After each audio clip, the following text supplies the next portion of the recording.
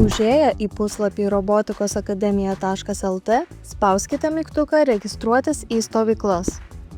Jeigu norite stovyklų vietas matyti žemėlapyje, spauskite Rodyti žemėlapį.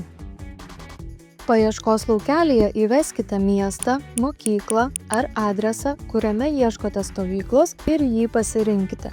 Paiešką galite filtruoti ir pagal mėnesį, miestą arba stovyklos temą. Slinkdami sąrašą žemyn, išsirinkite stovyklą pagal norimą temą, datą bei lokaciją ir paspauskite ant jos. Atsidarius naujam langui, susipažinkite su pateikta stovyklos informacija.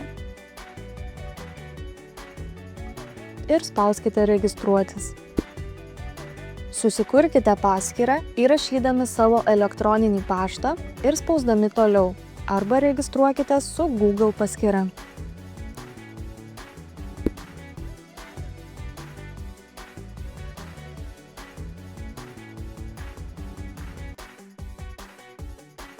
Įrašykite vaiko duomenis – vardą, pavardę, gimimo datą ir spauskite Registruotis.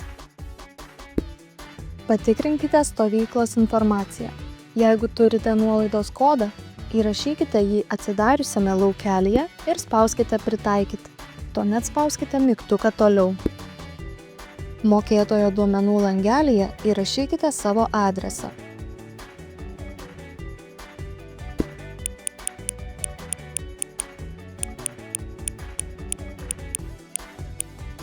O žemiau esančiame dalyvio informacijos langelyje įrašykite sveikatos pastabas, kurias turėtume žinoti.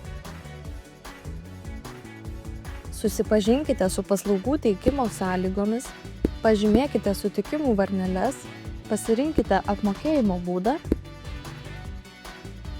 ir spauskite Pateikti užsakymą.